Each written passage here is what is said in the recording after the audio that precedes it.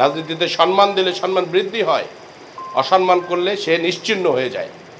আমি সম্মান দেওয়ার জন্য আসছি, আমি শিবলি সাদিক দেওয়ার জন্য আসছি, আপনাদেরকে জাগ্রত হওয়ার জন্য আসছি। আমি এমন এক আওয়ামী লীগ করছেন, আজকে নয় আপনার সন্তান একদিন বলবে যে আমার বাপ ছাত্রলীগের একজন কর্মী ছিল, আমার বাপ আওয়ামী লীগের একজন ইউনিয়ন পর্যায়ের লিডার ছিল।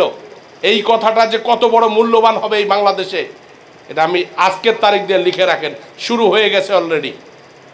হয় মুক্তিযুদ্ধের সপক্ষের শক্তি থাকবে, না হলে ওই পাকিস্তানের প্রেতাত্মারা থাকবে। শেখ হাসিনার সঙ্গে সারা বাংলাদেশের শিক্ষিত সমাজ থেকে শুরু করে আজ আমেরিকার মতো দেশ কি বলতেছে যে 70% মানুষ শেখ হাসিনার।